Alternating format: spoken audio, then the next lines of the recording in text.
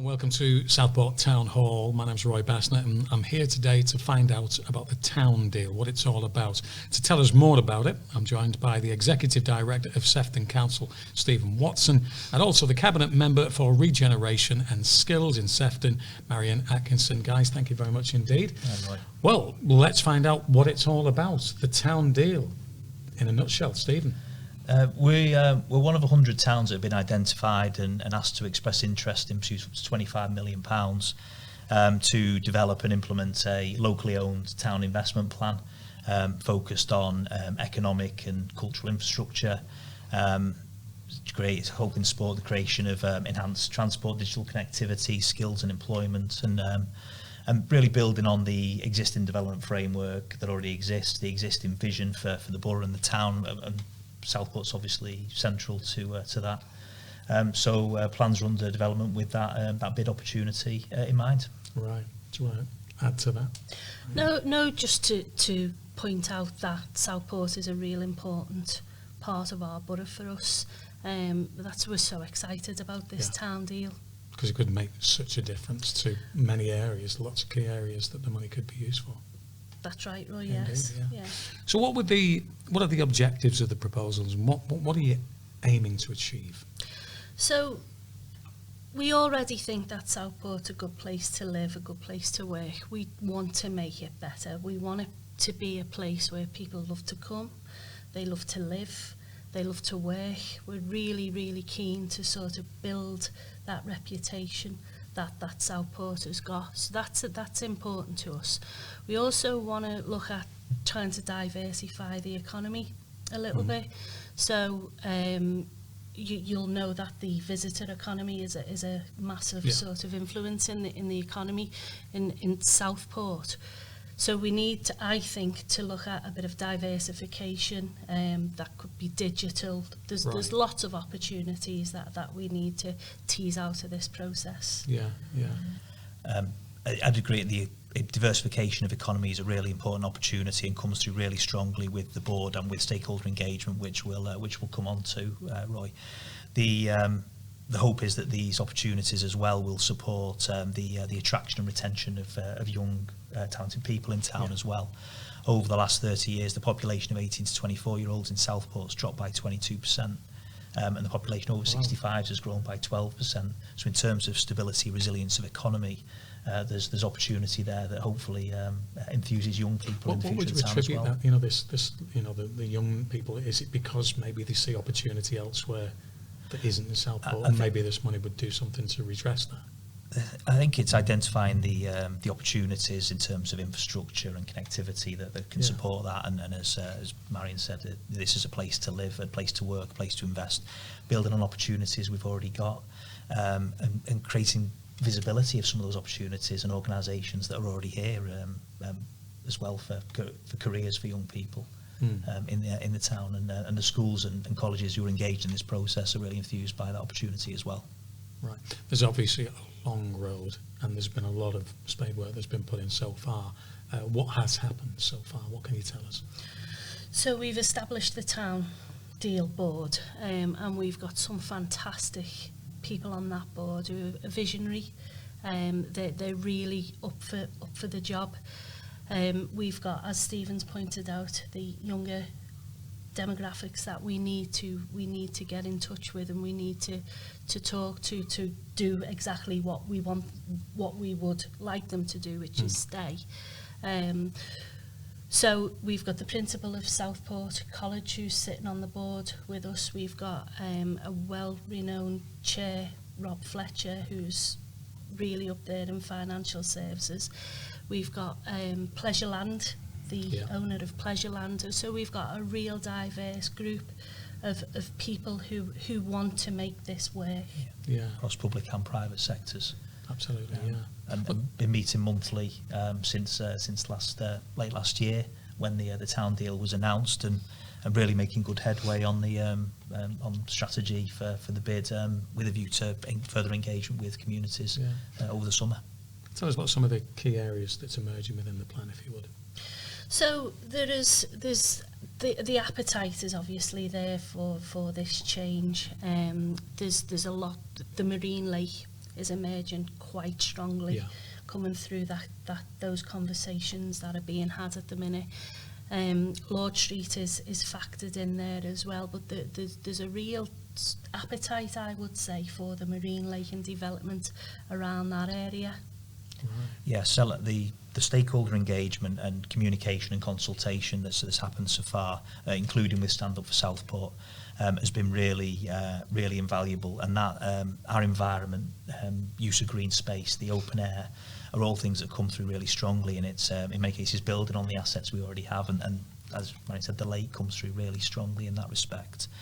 And there's some really exciting opportunities already in train at the southern end of that, around the Pleasureland and King's Gardens area.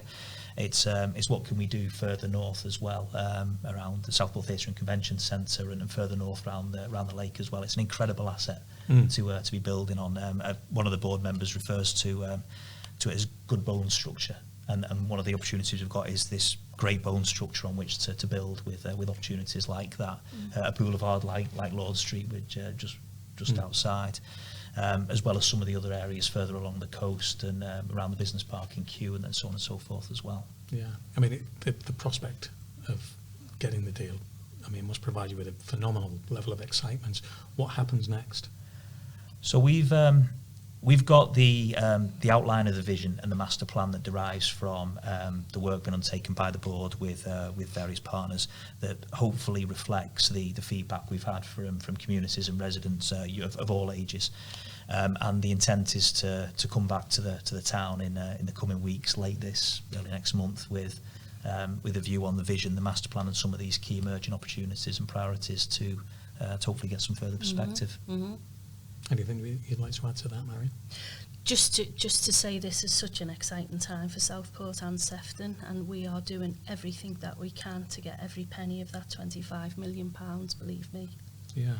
So what should people do if they want to engage, share their feedback, if you like? What would you like to say? If there was a message you'd like to get across so people can become involved in this, how would you like to convey that? So there's a range of routes where we've really benefited from the input of Stand Up for Southport and the chance to listen to the feedback that comes through there. So there's continued opportunity through the site.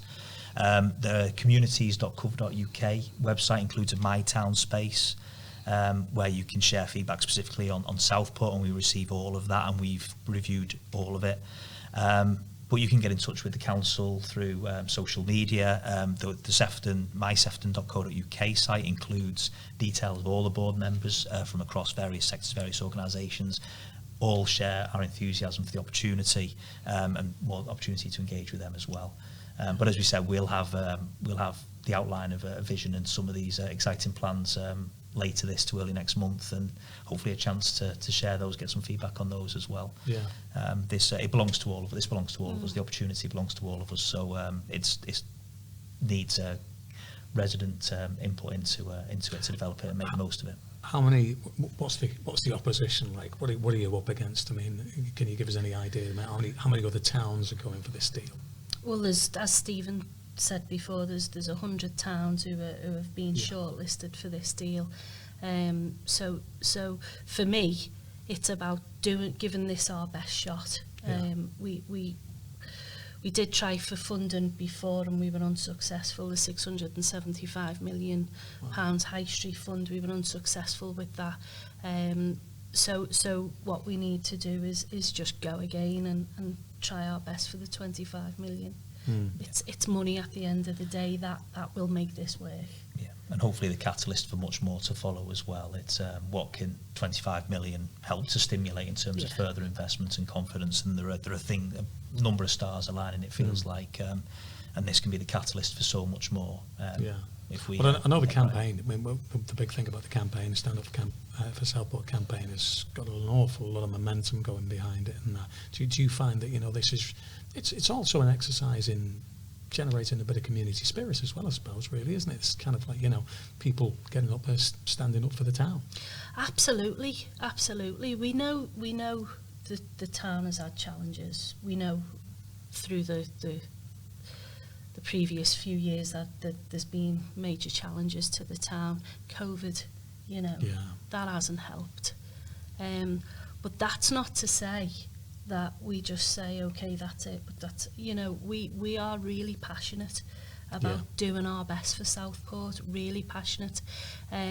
We want people to come with us. We won't be doing this to people. People will be leading this. They will be consulted on it. There's absolutely no doubt about that. But we just need that support.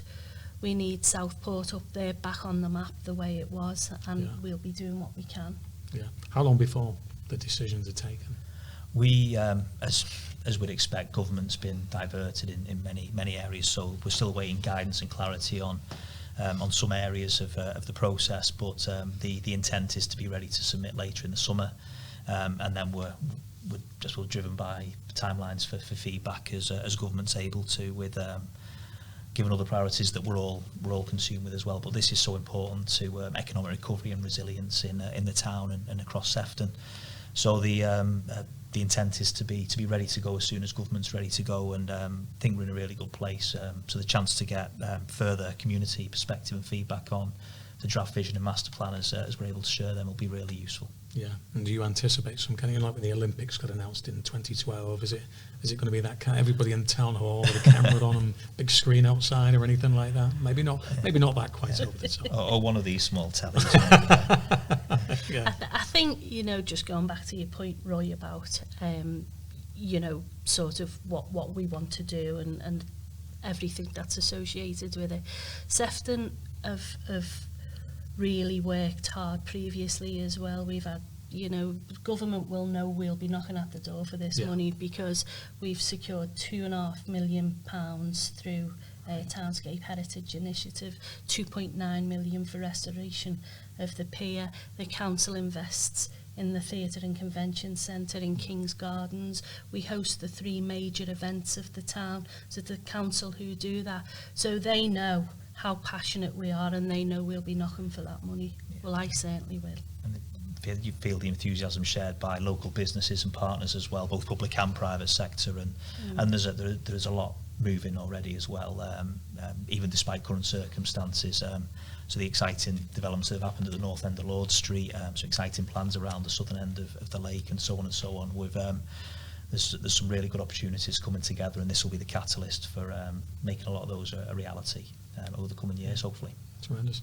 If people want to find out more, how can they get the information? There's a section on the mysefton.co.uk website, as well as the national site communities.gov.uk, which includes a town deal section. But again, there's a lot of information in the Stand Up for Southport site, and we can share specific feedback, but really keen to get comments and perspectives from residents, however they want to share them, really.